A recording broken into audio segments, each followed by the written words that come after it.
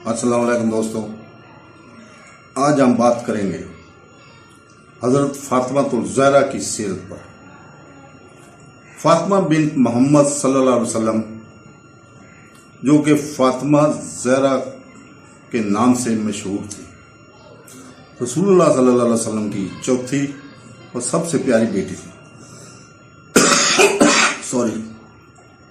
فاطمہ زہرا رضی اللہ عنہ رسول اللہ صلی اللہ علیہ وسلم کی بعثت سے 5 سال قبل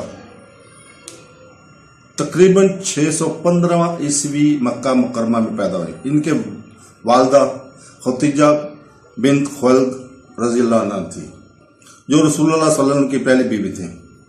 ترمذی کی حدیث نمبر 3878 میں ہے کہ مریم عیسیٰ کی والدہ، خدیجہ رضی اللہ اور آسیہ فرعون کی بیوی کے ساتھ فاطمہ رضی اللہ تعالیٰ عنہ سب سے پاکیزہ اور بہترین خواتین تھے۔ حضرت فاطمہ الزہرا رضی اللہ تعالیٰ عنہ کی 3 بہنیں تھیں، زینب رضی اللہ، ام کلثوم اور رقیہ رضی اللہ تعالیٰ۔ ان کے 3 بھائی بھی تھے، جن کے نام قاسم رضی اللہ تعالیٰ عنہ، عبداللہ رضی اللہ تعالیٰ عنہ اور ابراہیم رضی اللہ تعالیٰ عنہ تھے، لیکن ان کے تمام بھائی بچپن میں ہی فوت ہو گئے۔ فاطمہ الزہرا رضی اللہ تعالیٰ عنہ کی پرورش ان کی والدہ نے ان کے اپنے حضور پاک صلی اللہ علیہ وسلم کے گھر ہی کی۔ رسم و رواج کے برخلاف جہاں نوزائیدہ بچوں کو اس کے پاس دھاتیوں میں نرسوں کے پاس بھیجا جاتا تھا، اس نے اپنی ابتدائی جوانی مکہ مکرمہ میں اپنے والدین کے دیکھ بھال میں گزاری اور اپنے والدین کے حسن سلوک کو حاصل کیا۔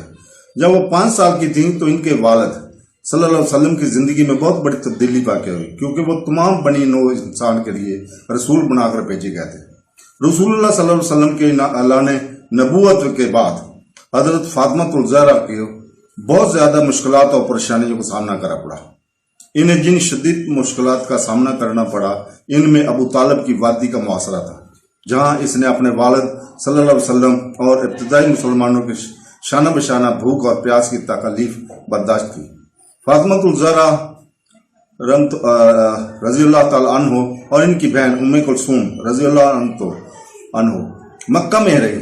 جب مسلمانوں نے مدینہ منورہ کی طرف ہجرت کی، پھر رسول اللہ صلی اللہ علیہ وسلم نے ایک صحابی کو مدینہ منورہ لانے کے لیے بھیجا۔ اس وقت تک وہ 18 سال کی ہو گئی تھی۔ غزوہ بدر کے بعد رسول اللہ صلی اللہ علیہ وسلم کے بہت سے بڑے صحاب نے حضرت فاطمہ رضی اللہ تعالیٰ عنہ سے نکاح کرنا چاہا، لیکن رسول اللہ صلی اللہ علیہ وسلم نے ان سے یہ کہہ کر معذرت کر لی کہ میں اللہ کی طرف سے کسی نشانی کا انتظار کر رہا ہوں۔ پھر علی ابن ابی طالب رضی اللہ تعالیٰ عنہ نے آئے اور رسول اللہ صلی اللہ علیہ وسلم نے اس کی شادی کرنے کو کہا۔ رسول اللہ صلی اللہ علیہ وسلم نے ان کا نکاح حضرت علی رضی اللہ تعالیٰ عنہ سے اس وقت کر دیا جب وہ 18 سال کی تھی۔ علی رضی اللہ تعالیٰ عنہ کے پاس مہر دینے کے لیے کچھ نہیں تھا مگر ایک ڈھال جو رسول اللہ صلی اللہ علیہ وسلم کے لیے تحفہ تھی۔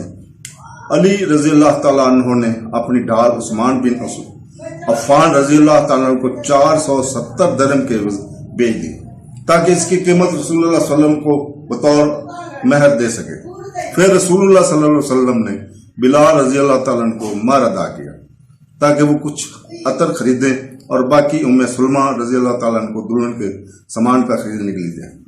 اس کے بعد رسول اللہ صلی اللہ علیہ وسلم نے اپنے صحابہ رضی اللہ تعالیٰ عنہ کو مدعو کیا اور شادی کی ضیافت کی۔ عشاء کی نماز کے بعد رسول اللہ صلی اللہ علیہ وسلم نے دلہا اور دلہن کے پاس تشریف لے گئے۔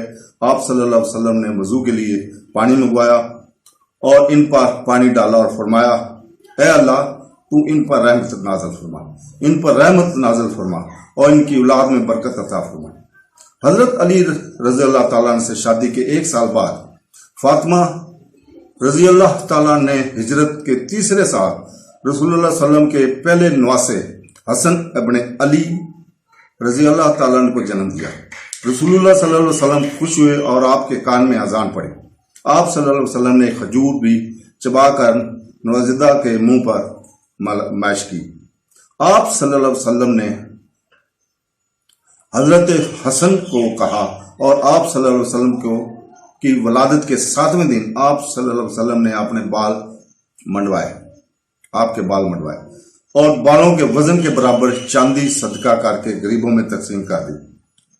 हिजरी के चौथे साल शौबान के महीने में हसन रजी अल्लाह ताला अन्हु के 1 साल के बाद फातिमा तुल ज़हरा ने अपने दूसरे बेटे हुसैन इब्ने अली रजी अल्लाह ताला अन्हु को जन्म दिया। रसूलुल्लाह सल्लल्लाहु अलैहि वसल्लम ने अपने दोनों नवासों से बहुत प्यार करते थे। आप सल्लल्लाहु अलैहि वसल्लम में फरमाया करते थे कि वो फूलों की तरह हैं और जन्नत के जवानों के सरदार होंगे। कहा जाता है कि तीसरा बेटा मुहसन पैदा हुआ था, लेकिन बचपन में ही फौत हो गया। 5वें साल हिजरी में हजरत फातिमा रजी अल्लाह ताला अन्हु और अली रजी अल्लाह ताला अन्हु को अल्लाह ताला ने एक बच्ची से नवाजा। रसूलुल्लाह सल्लल्लाहु अलैहि वसल्लम बहुत खुश हुए, इनका नाम ज़ैनब रखा। 2 साल बाद फातिमा तो ज़हरा ने एक लड़की और को जन्म दिया जिसे नबी सल्लल्लाहु अलैहि वसल्लम ने उम्मे कुलसूम रज़ी अल्लाह ताला नाम दिया। जब अल्लाह ताला ने ये वही नाज़िल फरमाई कि अल्लाह सिर्फ चाहता है कि तुमसे गुनाह की निजासत को दूर करे और तुम्हें पाकीज़गी से पाक करे, सूरह अहज़ाब का ये हवाला है। एक दफा रसूलुल्लाह सल्लल्लाहु अलैहि वसल्लम ने उम्मे सलमा रज़ी अल्लाह ताला के घर में थे।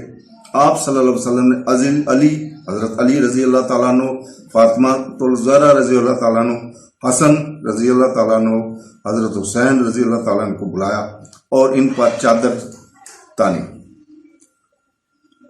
और कहा, ऐ अल्लाह, ये मेरे घर के लोग हैं तो इनसे रिजस को दूर फरमा और इनको अच्छी तरह पाक कर।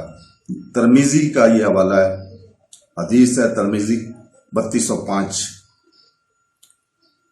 तो हजरत फातिमा रजी अल्लाह ताला अन्हु रसूलुल्लाह सल्लल्लाहु अलैहि वसल्लम की वफात के फौरन बाद बीमार हो गई। इनका इंतकाल हिजरी के 11वें साल हुआ। इनकी वफात का महीना मालूम नहीं। वफात के वक्त इनकी उम्र 27 वर्ष थी। इनकी तदफीन की जगह भी नामालूम है। तो दोस्तों, ये थी हजरत फातिमा तुल ज़हरा जो जन्नत में औरतों की सरदार होगी।